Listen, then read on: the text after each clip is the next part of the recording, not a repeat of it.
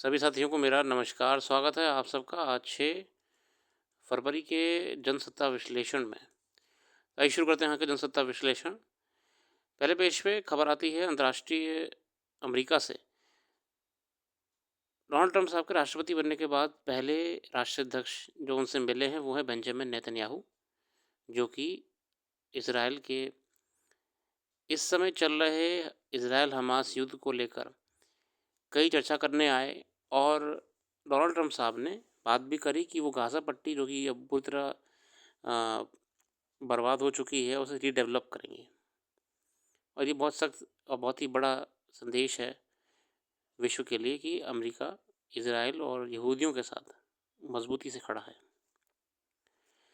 आगे बढ़ते हैं राष्ट्रीय संपादकीय की ओर। संपादकीय शुरू करेंगे क्रम में मनरेगा पर मार, वापसी के कदम और जलवायु संकट पर महाबली की मंशा। नरेगा पर मार महात्मा गांधी राष्ट्रीय ग्रामीण रोजगार गारंटी योजना यानी मनरेगा से जुड़ी श्रमिक लगातार बेरोजगार हो रहे हैं। ये सिलसिला 4 वर्षों से जारी है। इस दौरान कई आरोप लगे और सरकार ने सफाई भी दी, मगर अब केंद्र ने अंततः स्वीकार कर लिया है कि वर्ष 22 से 24 के मध्य 1,55,00,000 से अधिक मजदूरों के नाम हटा दिए जाएं। सरकार ने बात करी है कि 1,55,00,000 मजदूरों के नाम हटा दिए जाएं।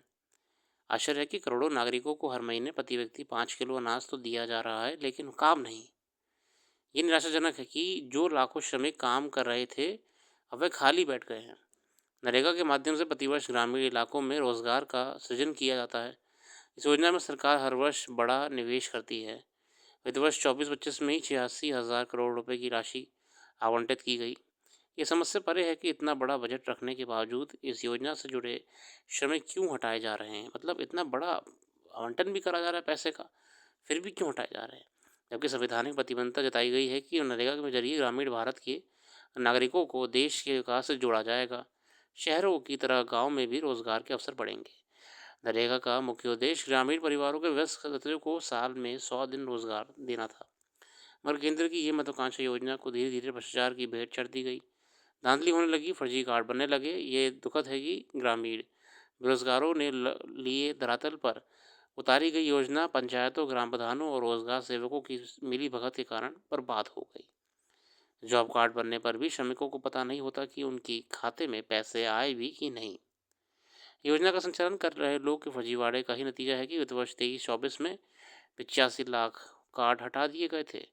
यह कोई नई बात नहीं है, इससे पहले भी कई राज्यों से नरेगा सूची से नाम हटाए जाते रहे हैं।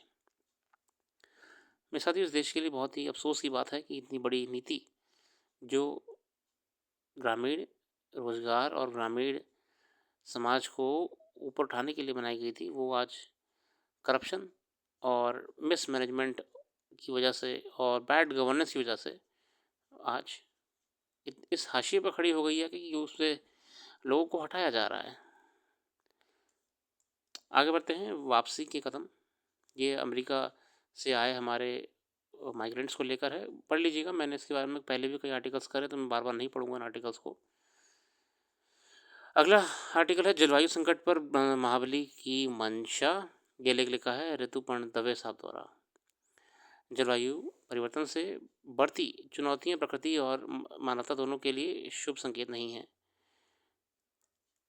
वर्ष 24 अब तक का सबसे गर्म वर्ष रहा। इतना नहीं, ये पहला वर्ष भी होगा जब दुनिया का औसत तापमान पूर्व औद्योगिक स्तर से 1.5 डिग्री सेल्सियस ज़्यादा दर्ज हुआ। इस तरह वर्ष 24 अब तक के सबसे गर्म वर्ष में दर्ज भी हो गया।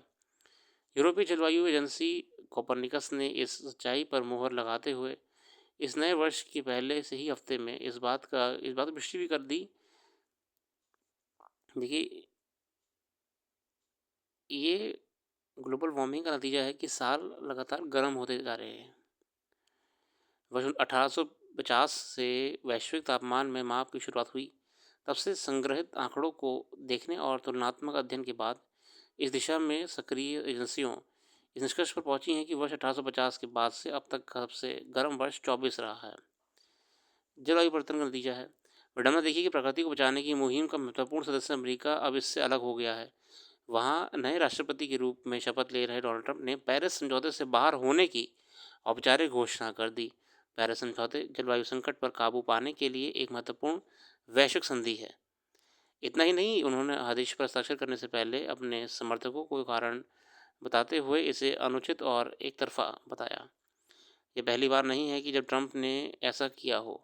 अपने पहले कार्यकाल के दौरान भी वह ऐसे कर चुके हैं। हालांकि तब तक अमेरिका 4 महीने ही बाहर रह पाया था।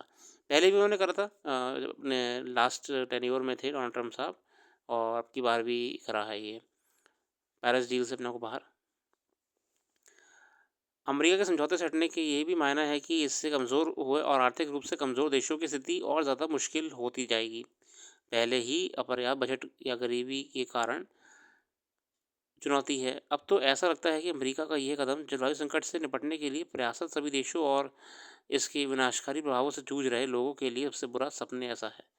अब यूएस जैसे बड़ी कंट्रीज अगर लीड नहीं करेंगी ऐसे क्लाइमेट चेंज समिट्स को या ऐसे क्लाइमेट चेंज एग्रीमेंट्स को, तो ये कहीं ना कहीं डिमोरलाइज कर देगा एजेंसी को भी और छोटे देशों को भी। अब विश्व के सामने बड़ी वापो वाली स्थिति है। इधर कुछ ऐसे भी हैं जो संगठित होकर जलवायु संकट को झुठलाने का प्रयास करते हैं। कहीं ना कहीं इसके पीछे स्वार्थ झलकता है। अब असल में यूएस और कई देश ऐसे भी हैं जो वापस से ऑयल इंडस्ट्री और ऑयल एक्सप्लोरेशन वगैरह पे अपना कदम बढ़ा रहे हैं। देखिए, विकसित देश तो अपना काम कर चुके हैं और वो लगातार संसाधनों का दोहन बढ़ाते ही जा रहे हैं और करते भी रहेंगे। संकट यहाँ पे नए देशों के लिए, छोटे देशों के लिए, द्वीपीय देशों के लिए है। जलवायु परिवर्तन से जुड़े लक्ष्यों को हासिल करने के लिए 2030 तक प्रति वर्ष $387 अरब तक खर्च करने की आवश्यकता होगी। 2050 का ये राशि काफ़ी अधिक हो जाएगी। इतनी रकम जुटाना असंभव सा लगता है। और जो देखिए, जो नुकसान जलवायु परिवर्तन से देशों को भुगतना पड़ेगा, वो कोई भरपाई कर ही नहीं पाएगा, कोई नहीं कर पाएगा। अमेरिका के रवैये से ताकत के बदलते संतुलन को लेकर अनिश्चितताएं बढ़ी हैं।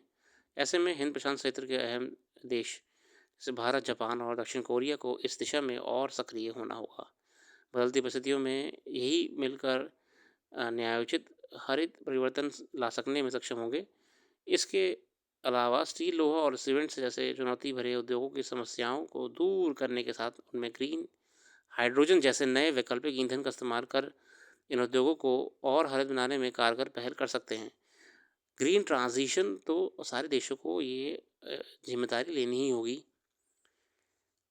आगे देखते हैं और कौन से लेख आए हैं अंतर्राष्ट्रीय और अर्थ जगत के।